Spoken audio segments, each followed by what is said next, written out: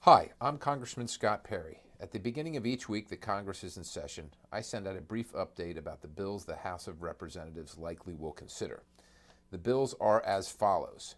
H.R. 3304, which requests the President award the Medal of Honor to Benny G. Adkins and Donald P. Sloat of the U.S. Army for acts of valor during the Vietnam War, and also authorizes it to certain other veterans who previously were recommended for the medal but have yet to receive them.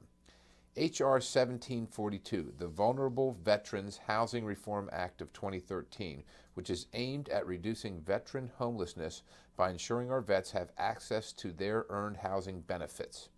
H.R. 2189, which establishes within the Department of Veterans Affairs a task force to evaluate the backlog of veterans' disability claims, including the current process of evaluating claims and appeals, and analyze possible improvements.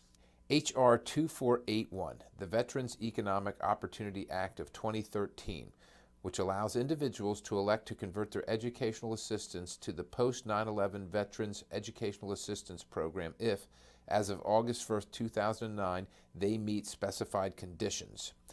H.R. 1405 would require that the VA appeals form is included with a notice of decision letter instead of waiting for a veteran to exercise appeal rights before sending the form to the veteran.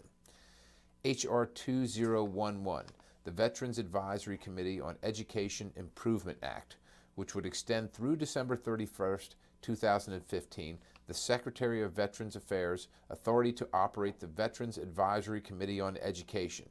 The committee meets annually to provide advice and recommendations to the Secretary on the administration of education and training programs for veterans and other eligible individuals.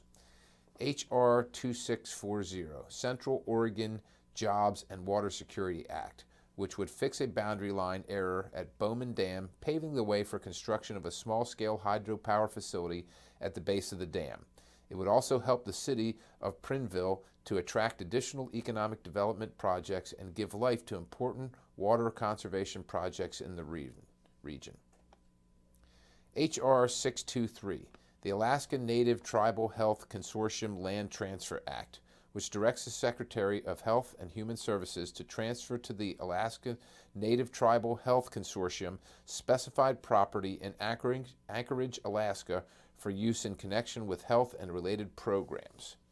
H.R. 330, the Distinguished Flying Cross National Memorial Act, which designates the memorial at March Field Air Museum as a national memorial to ensure that the recipients of the Distinguished Flying Cross are honored. H.R. 2337, Lake Hill Administrative Site Affordable Housing Act, which transferred 40 acres of the Lake Hill property in the White River National Forest to Summit County, Colorado. H.R. 2374, the Retail Investor Protection Act, which would ensure that retail investors, families, and individuals around the country aren't harmed by misguided regulations coming out of Washington.